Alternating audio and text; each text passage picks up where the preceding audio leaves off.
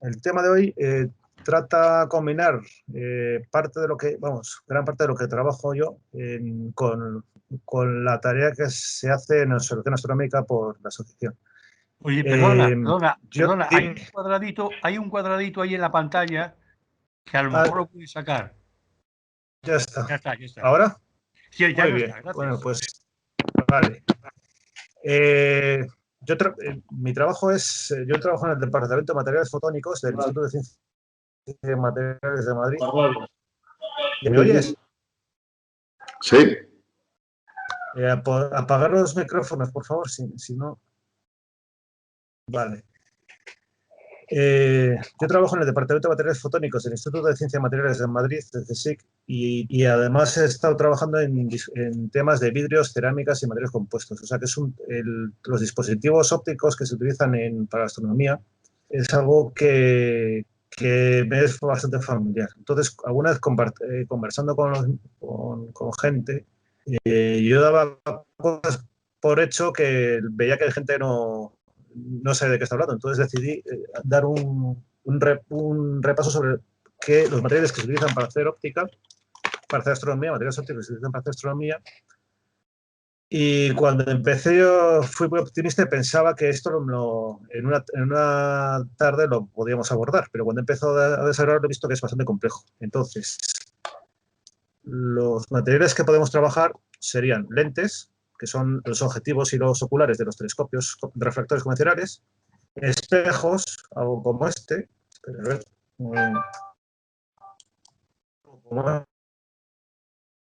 de un reflector convencional de astronomía aficionado o algo como serían las ventanas ópticas, que esto se utiliza para...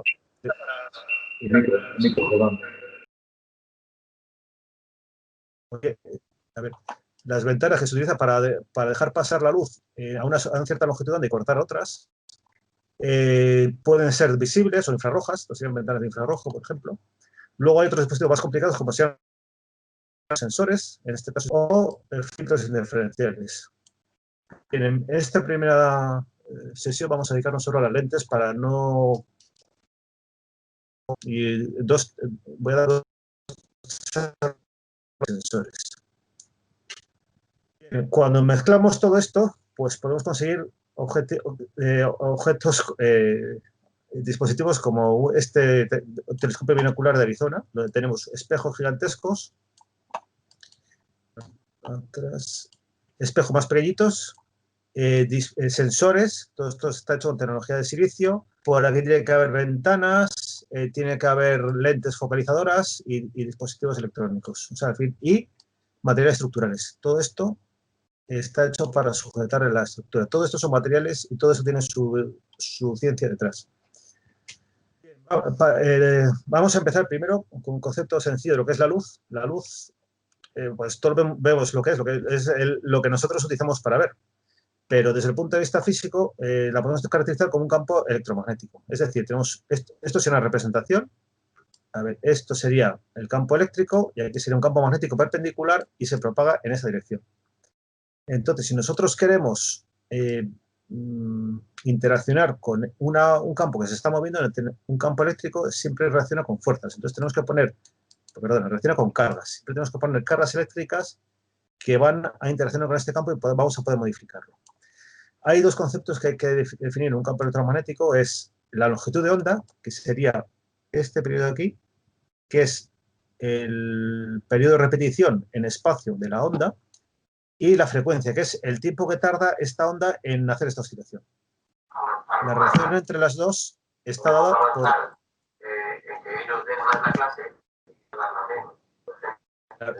La relación de estas dos está dada... Un momentito. Vamos a ver. Entonces, la luz puede tener un rango amplísimo de longitud de onda. Para las lentes nos vamos a centrar sobre todo en la parte visual. La luz visible. La luz visible va básicamente desde 400 nanómetros, que esto es, un nanómetro es 1000 millones de veces un metro. Y esto sería, aquí tenéis el color, esto sería azul, esto es rojo, que sería ya los 600 nanómetros, el verde está en 500, 500 y pico, y el infrarrojo es a partir de 600, 700, depende de la agudeza visual, puedes llegar a ver o no. Esto es el espectro solar, y veis que tiene unas rayitas, que luego vamos a hablar de ellas, que son las líneas de Fraunhofer. Entonces, lo que tenemos que conseguir es dispositivos que interaccionen con esta radiación con esta longitud de ondas, para poder observar objetos a distancia. Bien, entonces, para interaccionar con la luz, como la luz es un campo electromagnético, necesitamos cargas. Y las cargas las tenemos en cualquier material, está lleno de cargas. Mirad, esta es una foto esta es de mi trabajo. Esto es un compuesto, un silicato con un metal, con microscopía de transmisión de alta resolución, microscopía electrónica de alta resolución. ¿Ves estas rayitas de aquí? Estos son los planos atómicos. Y los planos atómicos se ven porque tienen diferentes cargas eléctricas. Entonces, cada diferencia de carga ves como una raya negra y blanca. En realidad, el sistema se parecería más bien a esto, que son átomos, núcleos con la configuración electrónica más o menos esférica, y en el caso de esta composición, que es cuarzo, tienes enlaces covalentes que te dirigen una estructura periódica. Esto es un cristal de cuarzo. Cuando la luz pasa por un material de este tipo, las cargas se mueven hacia arriba, hacia abajo, en función del campo eléctrico, que sería un material neutro, y aquí un material con un campo eléctrico. Ahí. Del efecto de las cargas, la luz con las cargas lo que hace es ralentizarla. Imaginaos, un ejemplo gráfico es, imaginaos que vais corriendo por la calle. Entonces vais corriendo, por ejemplo, a 15 km/h, si estáis inspirados. De repente pilláis una acera llena de gente. Entonces, como la acera está llena de gente, no puedes avanzar. Tienes que ir colisionando con una persona y con otra. Entonces, al final, la velocidad de propagación, aunque te muevas a una velocidad homogénea, ha bajado. Pues eso es lo que pasa con la luz cuando pasa por un medio material. Baja la velocidad de propagación. La relación entre la velocidad de la luz en el vacío, que es c, con la velocidad de propagación en un medio, es lo que conocemos con índice de refracción. Y esto es fundamental para determinar cómo funcionan las lentes. Analíticamente se puede, calculando por electromagnetismo, se puede ver que el índice de refracción, este de aquí, es la raíz cuadrada de la polarización, que es decir, cómo se polariza la materia en función de la luz. O sea, está muy relacionada con la electricidad. Y es importantísimo, esta polarización, esta índice de refracción o la constante eléctrica, depende de la longitud de onda o de la frecuencia de la luz con la que incida. Bien, antes de explicar esto, imaginaos que esto es un haz de luz y que pasa por dos medios. Y entonces se curva. ¿Por qué se curva? Imaginaos que en vez de ser un haz de luz, ahí, anterior. Imaginaos que en vez de una luz, esto es un mapa, esto es una playa y esto es el mar. Y yo soy un vigilante que estoy aquí en mi silla y estoy viendo cómo se empieza a ahogar un niño por aquí. Entonces, ¿cómo llego hasta el niño? Pues uno podría pensar que puede ir en línea recta así y sería el camino más corto, pero no. Como aquí en la playa puedes correr más deprisa que nadando en el mar, te sale más rentable avanzar en esta dirección una distancia y en vez de llegar justo aquí, hay un punto en el que te metes en el agua y empiezas a nadar. Pues esta trayectoria, estos ángulos, son exactamente igual que los ángulos que describe la luz cuando pasa a través de dos medios materiales. Esto se llama la ley de Snell y se basa en lo que se llama el principio de Fermat. Fermat dijo que la luz o hay varias magnitudes físicas, siempre va por el camino más corto, o es muy vaga e intenta gastarle el mínimo de energía. Entonces, si tú calculas cuál es el camino óptimo para pasar de aquí a aquí, sabiendo que es de una velocidad más lenta que este de aquí, pues te sale esta característica. Es decir, cuando cambias de índice de refracción, tuerces la luz. Un ejemplo claro lo tenéis aquí, que esto es un espejismo, en el que el aire está más caliente apegado a la Tierra y está más frío arriba. Como está más caliente, está menos denso. Entonces, está menos denso, tiene menos índice de refracción. La luz, cuando viene arriba, tiene un índice de refracción más alto, aquí tiene un índice de refracción más bajo y se tuerce. Entonces, lo que tú ves no es la luz reflejada del suelo, sino es la luz del cielo, perdón, que se curva y llega hasta tus ojos. No sé si sabéis, esto es una digresión, pero que es bastante interesante. No sé si sabéis que el principio de relatividad de Einstein dice que no puede haber ningún objeto que vaya por encima de la velocidad de la luz. Bueno, aquí la velocidad de la luz en el vacío es 300.000 km por segundo, pero aquí, en un medio material, es un poco más baja. Entonces, ¿sería posible viajar por encima de la velocidad de propagación de la luz aquí, pero por debajo de la luz en el vacío. O sea, hay que recordar que esto es un sistema lleno de partículas, que entre las partículas es vacío. Pues en realidad sí que se puede. Esto es una piscina de un reactor nuclear y aquí están produciendo partículas de alta energía. Estas partículas de alta energía viajan por encima de la velocidad de la luz en el agua. Esto lo que produce es una especie de onda de choque, igual que la barrera del sonido, y se produce una luz azul, que se llama efecto Cherenkov. Es decir, la velocidad de la luz de propagación dentro de un material te está diciendo cómo se propaga el conjunto del campo electromagnético con las cargas que están al lado, pero no es exactamente la velocidad de la luz que conocemos por la teoría de relatividad. Es decir, que nosotros utilizamos el índice de refracción, o sea, utilizamos la materia como una especie de interacción con la luz para poder manipularla. Vamos a ver, entonces, ¿cómo se hace esto? Pues el sistema que ya lo inventaron prácticamente desde la Edad Media o el Renacimiento fue una lente. Una lente básicamente es un material transparente con dos superficies esféricas. Y son esféricas, más que nada, porque cuando se empezó a trabajar el vidrio, la forma más fácil que tenían de pulir era una esfera. Cogías un cuenco y echabas un polvo que es un material un poquito más duro que el vidrio, y lo pulías. En realidad la esfera, las dos superficies esféricas no es la mejor superficie para conseguir focalización, pero como no había otra cosa hasta hace unos pocos años, pues todo el mundo ha trabajado con lentes esféricas. Aproximando, se puede ver que cuando tienes un haz, llega una lente, aquí hay una refracción, se inclina, y aquí otra refracción y se vuelve a inclinar. Y si tienes dos superficies esféricas, para haces que están muy próximos al eje óptico, pues se supone que se unen todos en un solo punto, que es el foco. El foco, la posición de este foco depende de la curvatura, que es este radio de curvatura. O sea, cuanto más curvado, más corto la focal, y cuanto más plano, pues más largo la focal. Y también depende del índice de refracción. Es decir, índices de refracciones muy altos, coges focales muy, muy cortas, y índices de refracciones muy largos, focales muy largas. Aquí vamos a hacer otra digresión. Aparte de la distancia focal, hay otra magnitud que se utiliza mucho, que son la potencia focal. Y se miden dioptrías. No sé, a los que tengáis gafas os suena ese nombre. La dioptría es el inverso de la distancia focal, y tiene la ventaja esta magnitud que se puede sumar. Es decir, si tú pones una lente aquí y otra lente aquí, la potencia de la lente es la suma de la potencia de las dos. Entonces, por eso cuando te hacen el examen visual, te pone una lente encima de otra, y entonces es muy fácil porque van sumando potencias. Entonces, con eso puedes saberte la ecuación. Y otra cuestión que habría que ver es...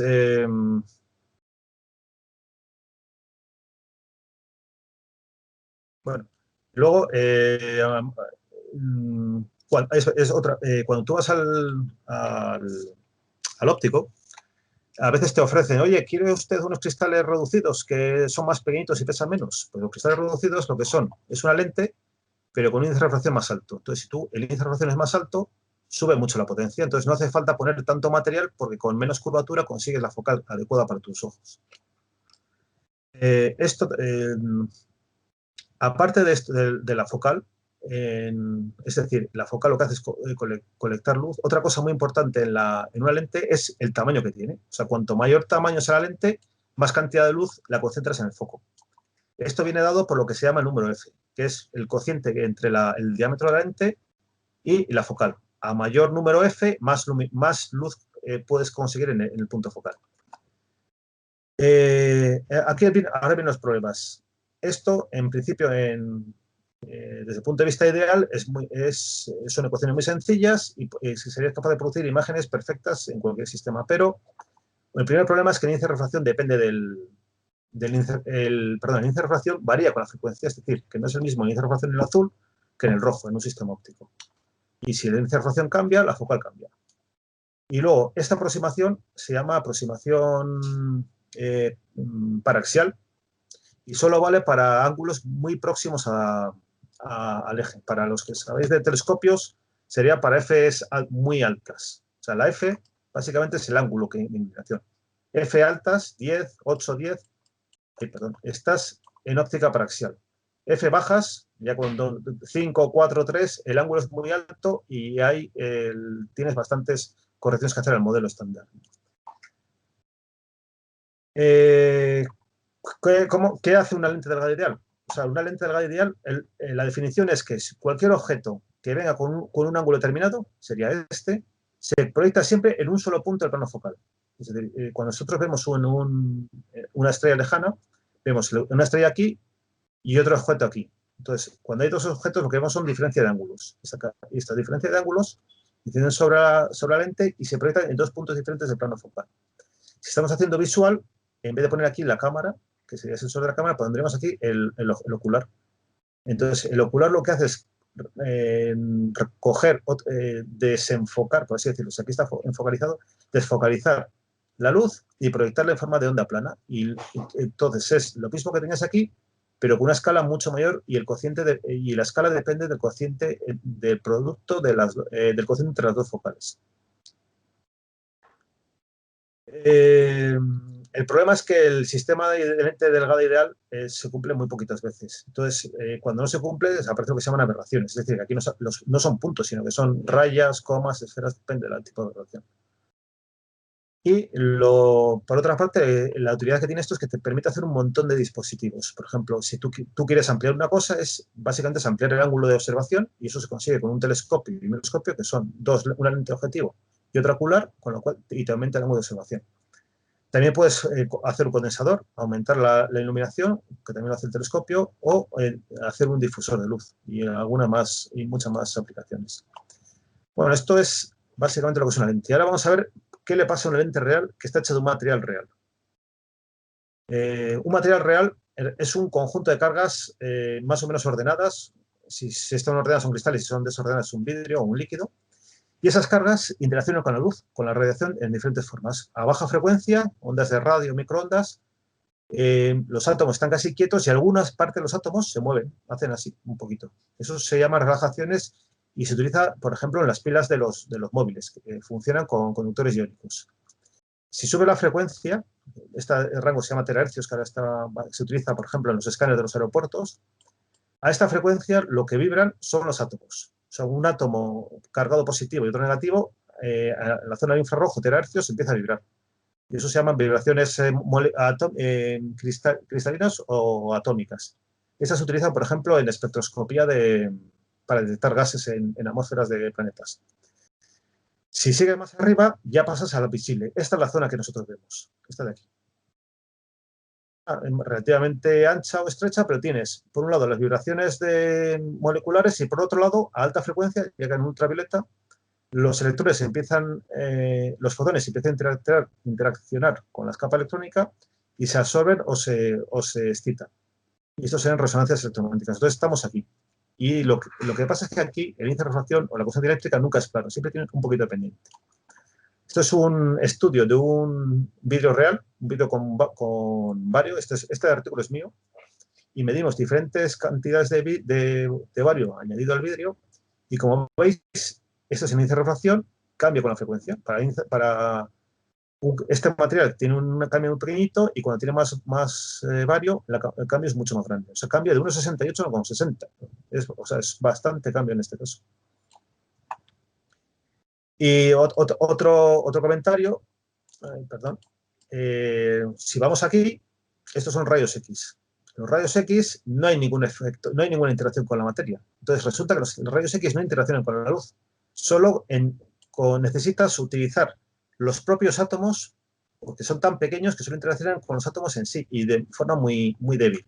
Entonces, trabajar con la óptica rayos X es muy complicada y, de hecho, prácticamente no hay lentes. Hay que hacer inventos bastante raros.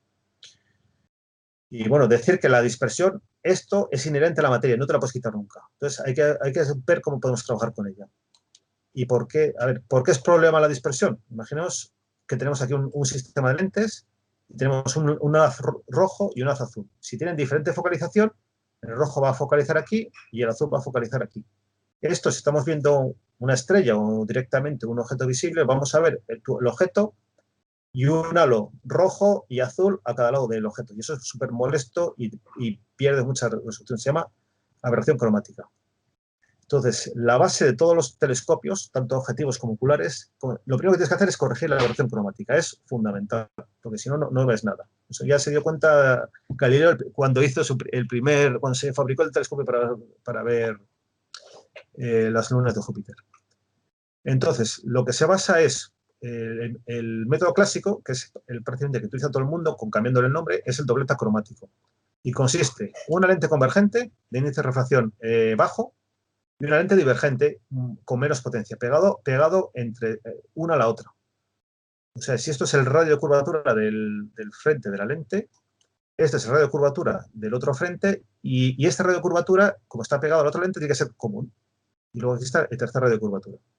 Entonces, esto se hace, coge una lente, coges pegamento o bálsamo de Canadá, lo pones encima y con mucho cuidado la pegas. Y si está bien hecho el pegamento y no hay burbujas, es transparente y no lo ves, porque tiene el mismo índice de refracción. Entonces, tú solo que ves una lente compuesta. Bueno, como os he contado antes, la potencia de la lente es la suma de las dos. Esta potencia, como es divergente, es negativa. Esta es la que usamos los miopes para ver. Y esta la que se usa para vista cansada o hipermetropía, que es una lente convergente. Entonces, la potencia de la lente es la suma de las dos. Y lo que se hace es diseñar los radios y los índices de refracción para que la potencia a una longitud de onda azul y una longitud de onda roja sea exactamente la misma. Entonces, la potencia será la suma de las dos potencias. Y como he puesto antes, la potencia de cada color depende de su índice de refracción y de los radios de curvatura. En este caso, esto sería el término de esta de aquí y este sería el término de este de aquí. Y esto lo haces igual para el azul, en este caso, y este para el rojo. Esto es un sistema de ecuaciones y que tienes incógnitas, tienes los tres radios y los dos n's y los índices de refracción. Entonces, el índice de refracción es fijo y solucionando este sistema tú puedes diseñar un sistema que te corrija la aberración cromática. Esto, a ver, perdón. Ay. Esto se hace para dos longitudes de onda. Si tú quieres pagar más dinero y tener un sistema más preciso que te corrija no solo en el rojo y en el azul, sino en el verde o en el naranja o en el amarillo, lo que haces es ir poniendo lentes. Por cada lente que pongas, corriges una longitud de onda específica en el espectro. Si corriges 4 lentes, pues el error va a ser muy pequeñito porque como hay 4 puntos que son exactos, los que no son exactos tienen mucho menos error. Esto es lo que... entonces, como veis, es fundamental corregir en determinados puntos del espectro. Esto ahí. Cuando lo vais a ver en los materiales, cuando lo venden, se caracterizan por lo que se llama el número de Abbe. El número de Abbe te dice la variación del índice de refracción en el espectro visible.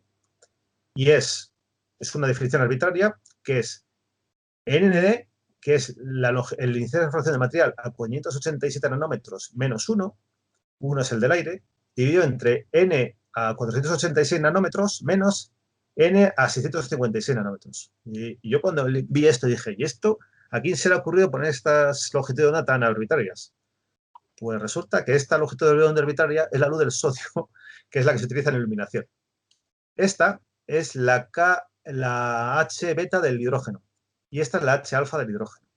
Y es que, si volvemos para atrás, este es el espectro solar y cuando Fraunhofer vio el espectro solar vio que había unas rayas. Y estas rayas, esta es la C, esta la banda de absorción del hidrógeno de la corona solar, esta la banda del sodio, que sodio hay por todas partes, y por aquí está la C, esta la H beta, la H alfa, que es la que nosotros vemos sobre todo en astrofotografía.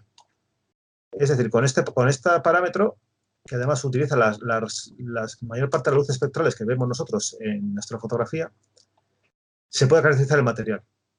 Entonces, cuanto mayor sea el número de Abbe, peor es el material, más dispersión tiene. Cuando estamos hablando con el doblete cromático, tenemos siempre una lente convergente y una divergente. A esta, por razón histórica, se la llama Crown y a esta Flip. Son dos tipos de vidrios. Crown es la lente convergente y tiene un índice de refracción un poquito más bajo que la Flip, que es una lente divergente un poquito más alta. Entonces, los vidrios ópticos casi todos le ponen el apellido Crown cuando tiene índice de refracción bajo o Flip cuando tiene índice de refracción alto. Y Entonces, al final, ¿cómo haríamos una lente? Pues nos interesa que tenga, si tiene un índice de refracción alto, la lente va a pesar menos, pues la tenemos que curvar menos, pero va a tener más dispersión. Entonces, al final, siempre tenemos que buscar equilibrio entre unas cosas y otras. Y esto lo podéis ver aquí. Mirad, este es un gráfico que es bastante útil, que te dice, estos son todos los vidrios que hay. Luego las marcas comerciales le ponen nombre que ellos quieren, pero estos son los vidrios que usa todo el mundo. FK, por ejemplo, es el vidrio Crown de fluorita. Fluorita es fluorocálcico. PK sería un vidrio de fosfato, que es un fosfato con más óxidos, que sería con bajo índice de refracción. Aquí están los Crown y aquí están los Flint. En los Flint tenemos lantano. Esto creo que es estroncio. Esto yo creo que es estroncio. Más lantano. Esto es bario. Esto es bario. Esto es Crown muy denso. Si os fijáis, aquí, en el índice de refracción bajo, utilizamos átomos ligeros. Flúor, calcio, también lo podemos hacer con boro. Y aquí, para índice de refracción alto, utilizamos átomos pesados. Y esta tendencia, que parece que son datos más o menos al azar, tiene su razón de ser. Como hemos visto antes, la luz interacciona con los electrones de material. Entonces, átomos pesados tienen mucha densidad electrónica. Entonces, la interacción es muy fuerte y son capaces de subir muchísimo el índice de refracción. O sea, los materiales con índice de refracción alto, salvo el diamante, que es una excepción rara, son todos de átomos pesados. Y en cambio, los compuestos de átomos ligeros tienen índice de refracción bajo y son los que se utilizan para material cromo. Uno podría pensar, o sea, he empezado aquí a hablar de vidrio, pero los vidrios en realidad no son muchos. Los materiales, materiales sólidos, la mayor parte de los materiales son cristalinos. Son sistemas que están ordenados y que los átomos están en su posición.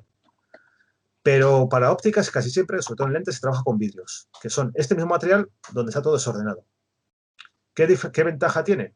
A ver, si tenemos un material cristalino, primero hay que cortarlo y pulirlo. Entonces, al pulirlo y cortarlo, normalmente se corta por los planos cristalográficos, no se corta por cualquier lado.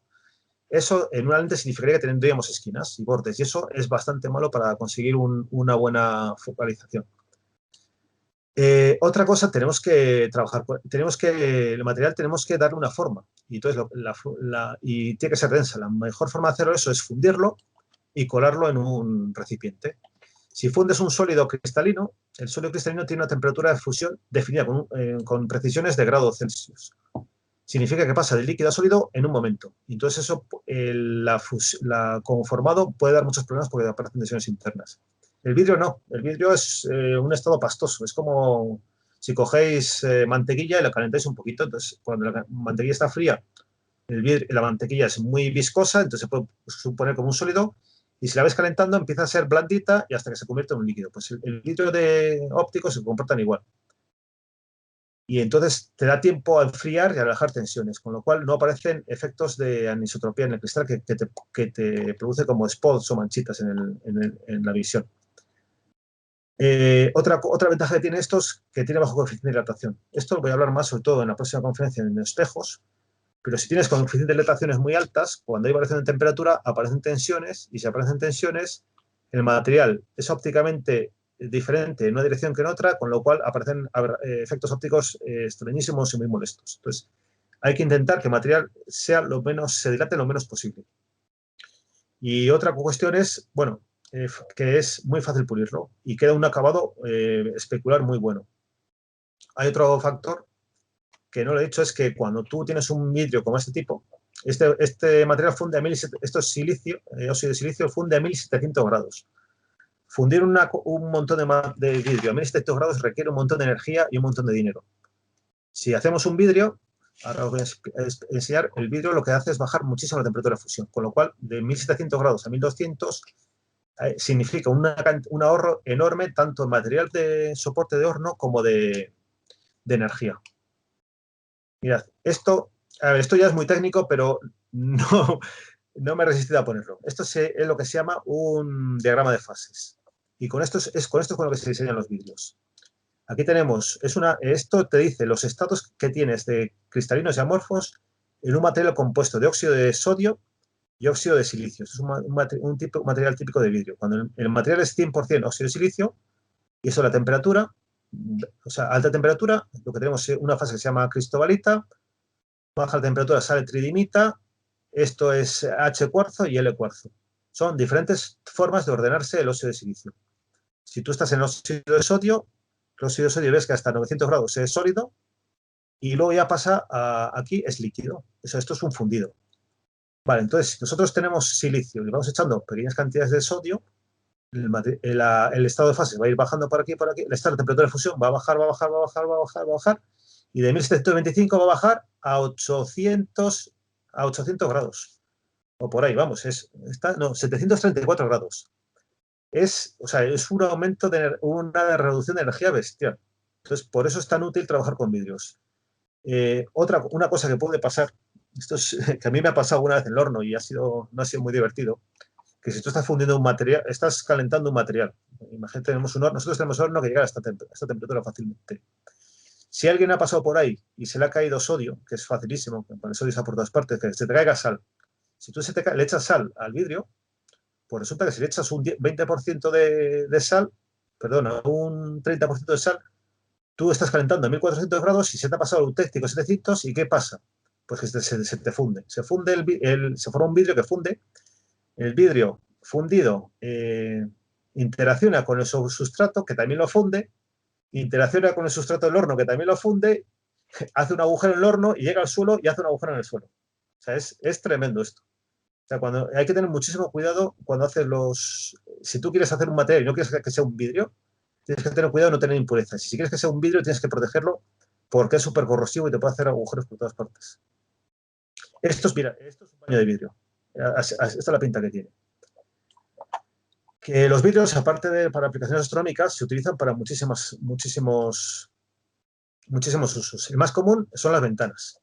Las ventanas es un vidrio es un material óptico, a fin de cuentas. Es un vidrio de calcio y sodio, y para conseguir que sean planos, lo que se hacen es se ponen sobre un lecho de estaño fundido. Entonces, el estaño fundido es súper plano, entonces te queda una superficie plana. Perfecto.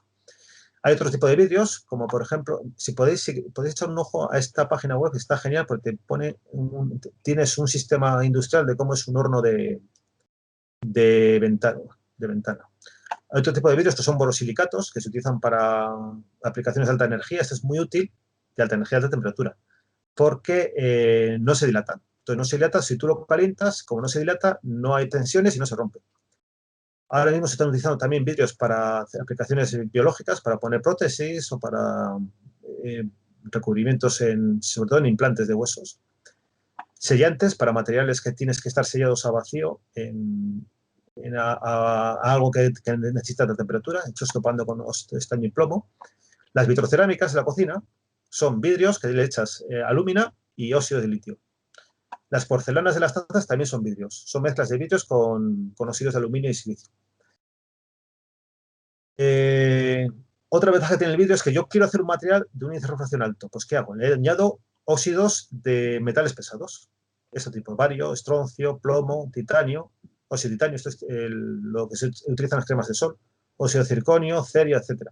Pero si quiero hacer un material con un índice de refracción bajo, lo que mezclo es con óxido de boro, óxido de aluminio y tiene una flexibilidad enorme. Conocido esto, cuando tú vas a comprar un telescopio, te dicen lente ED de no sé qué de ultra low dispersion, LD low dispersion. Se han inventado una serie de nomenclatura que lo que dice básicamente es o es de estos o es de estos. Y lo que hacen es mezclar vidrios Crown con bajo índice de refracción con vidrios Flint con alto índice de refracción en dobletes, tripletes o multipletes. Eso es todo lo que es un objetivo de un telescopio de refracción. Para que os hagáis una idea, he ido a la página de Takahashi Europa, el FSQ 106ED, que si a alguien le sobra yo estoy dispuesto a recogerlo y a adoptarlo.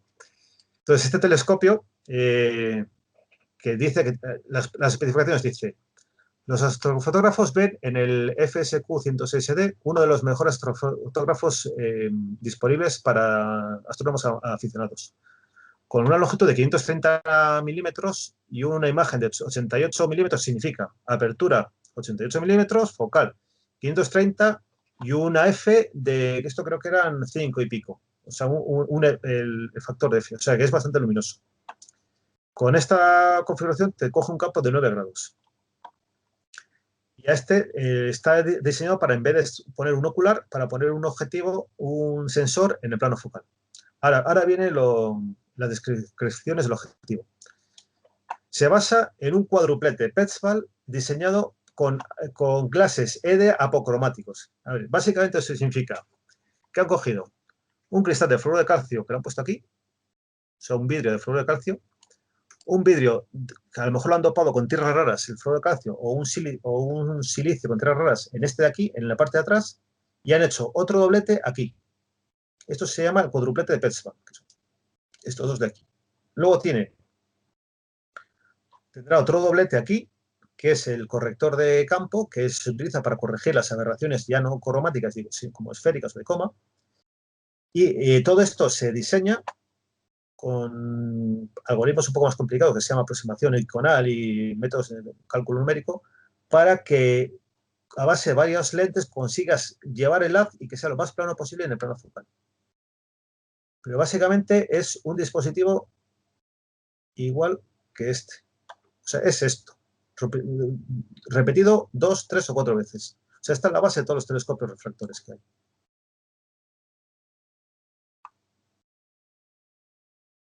Y bueno, pues eso es básicamente lo que quería comentaros. Bueno, perdona. Esto es la mayor parte del trabajo con telescopios refractores. Primero que tienes que corregir, como he comentado, es la operación cromática, y luego iría la esférica, y luego ya si puedes la de coma y alguna otra que hay por ahí.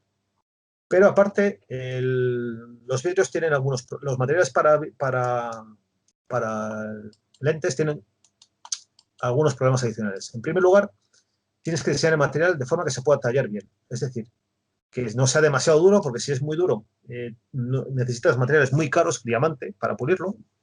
Pero tampoco tiene que ser muy blando para que con el uso normal, si viene un grano de polvo, lo limpias, no lo rayes. Otra propiedad deseable es que sea tenaz. Tenaz significa que no se rompa con facilidad. O sea, que aguante cierto golpe sin que se astille o se fracture. Luego es importantísimo, en materiales ópticos, que sea homogéneo. Esto es fundamental. Esto es la principal característica. Es decir, que todo el material sea igual en todo el rango. Por eso se utiliza, es imprescindible eliminar tensiones internas, por eso se trabaja con vidrios.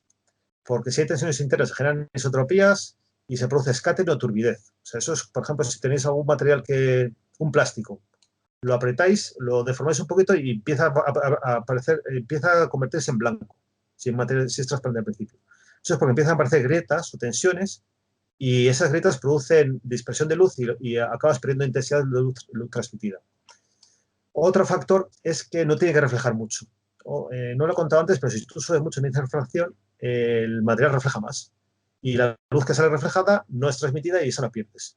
Pero bueno, eso se puede medio arreglar aplicando lo que se llama tratamientos antirreflectantes, que comentaré en una de las próximas charlas, que es una serie de capas de diferentes de refracción que hacen que consigues que la reflexión al objetivo de onda visibles la disminuyas.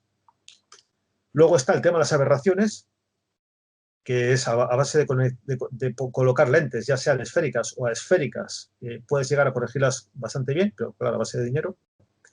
Y luego, una cosa que no lo comentan es que tiene que ser relativamente estable frente a ataque químico. Por ejemplo, ahora mismo en una ciudad con la producción que hay, algunos vidrios pueden ser, no los que se utilizan en lentes, algunos vidrios pueden ser sensibles a la corrosión, a ambientes ácidos o básicos sobre todo. Y luego hay otra cosa que pasa, sobre todo en las cámaras de fotos, cuando las llevas a sitios cálidos, es que el pegamento que utilizan entre los dos lentes es orgánico. Entonces hay hongos que les gusta y se quedan ahí a vivir. Y entonces te dejan la lente amarilla. Otro factor importante, sobre todo cuando haces observación nocturna, es que sea buen conductor térmico, para que no se enfríe más que el resto y no condense humedad. Y por último, bueno, hay más factores, pero uno fundamental es el peso. O sea, es cuando menos pese, mejor. Pero claro, cuanto más pesa, menos índice de refracción y más pequeña la lente. Entonces, todo, como os he comentado antes, todo es a base de equilibrio. Y cuando uno diseña la lente, tiene que tener en cuenta todos los factores y ver al comprador qué es lo que más le interesa. Y esto es todo, por hoy. Si queréis hacer alguna pregunta, espero que sepa contestarlo.